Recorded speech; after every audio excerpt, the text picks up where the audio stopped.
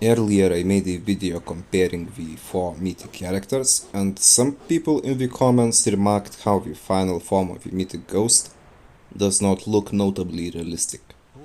Now I would like to add that the final form of the Templar is also pretty surreal, but it was until I unlocked the Ghost Mythic comic and read it. It also was a thing that confused me. And so in this video I will go through the Ghost comic, which is 36 pages. Well, not pages, rather the icons, and it is quite lengthy compared to the other mythic character comics. And so I think that afterwards it will be easier to understand this final variant of the Mythic Ghost. And as for the further escalation, I'm not sure if he will appear like this in the other comic series. The comic begins with Simon and his dog Riley chilling at the beach in a demure fashion, but he is not resting. In fact, his mind is full of going through the previous unpleasant experiences, which most likely have caused some sort of a trauma, especially after the nuke that killed quite a few of his friends.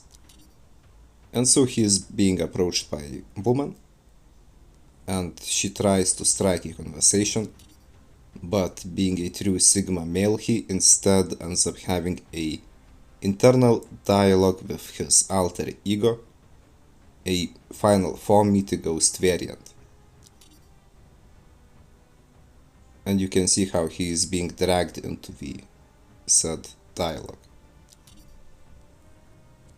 And so further conversation with his final ghost form, it reveals how basically Ghost Simon Riley had a difficult upbringing, like a problematic father figure, and his brother who, if I understand correctly, he died in a fire or something and Ghost could not save him, but he was also a bit of a bully.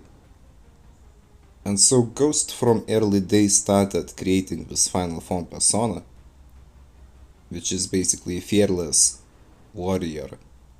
And whenever he was in need, he would kind of mentally switch to the different type of the Simon Riley.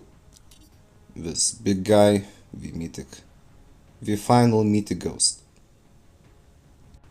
And it is further revealed how in the time the comic is taking place, he is having an argument with his internal self, as basically he does not want to go back to the war, but the other ghost, the ghost inside him, like those two wolves, that one is gay and the other is gay, the ghost inside him is just kind of pushing him to go back to the battle, also scolds him about leaving Templar alive, as he views it as a loose end, but Ghost kind of argues, as you will see in the comic further.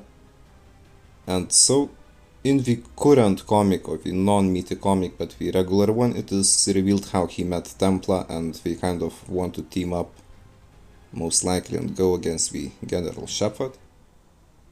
And in the non-COD mobile comic, the General Shepherd, he killed Ghost and he wanted to retrieve a DSM. And in the final Snow comic of the mobile version, he also asked Ghost to retrieve a DSM, except Ghost was not killed at the end. And yeah, so here we see how internally he feels about letting the Edward the Templar live, and yet he still argues. And so essentially the default variant of Mythic Ghost is supposed to be like his new battle suit, battle gear. Meanwhile, the final variant is how he perceives himself. And for this reason it is not as realistic, like the burning mask and whatnot. But, I mean, maybe it will appear in the comic like the final form as well. But so far I quite like this idea that it is internal, how Ghost perceives himself. And so the comic ends with his smartwatch starting to beep and him having to leave.